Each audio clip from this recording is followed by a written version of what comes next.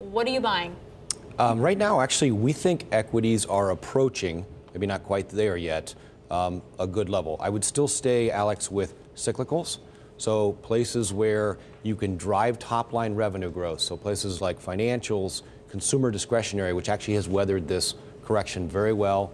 Industrials all make sense at this moment in time. On the fixed income markets, it's probably time to play a little more defense than offense right now. So give us your thinking behind that call. I mean, Yep. we're approaching the point where you buy. What assumptions are you making, for example, about interest rates? I mean, are equities repricing because we're assuming maybe it's going to be 3%, not 2.5? It is likely that the 10-year will want to try and test the 3% before we're said and done. And what does that do to equities? I think it could create some more downside, David. Even beyond where we are now? Yeah, I think the key 200-day moving average is really important to watch, that 25.38.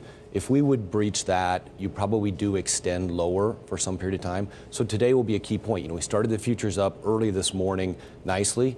Now we've turned them negative. It looks like we might have a little more downside yet today before investors really need to step in. And let's move into a broader discussion on the why. So Paul Mortimer Lee of BNP Paribas had my favorite quote on this. He said, the problem is that the gap between what monetary policy has become, a sort of nannying, hand-holding, overprotective fairy tale, and what it has to return into the adult real world is very jarring. And we have started to see in recent days what may result when reality and fantasy have to be reconciled. Do you agree with that?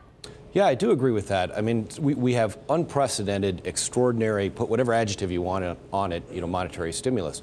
Although, the one thing I would say here, Alex, is the narrative is turning very quickly from monetary stimulus and a slow but gradual walk back from that to almost extraordinary fiscal stimulus domestically, right? So you've got... You think? Yeah, you've got the tax bill. $1.5 trillion for a tax bill and now $300 billion a year. Yeah, I was going to say, and it's $300 billion a year. So if you annualize that over a 5-10 year period, you're talking about almost another $1.5 trillion. The budget deal is almost as big as the tax reform deal was, and we made such a big deal of the tax reform and its size and impact.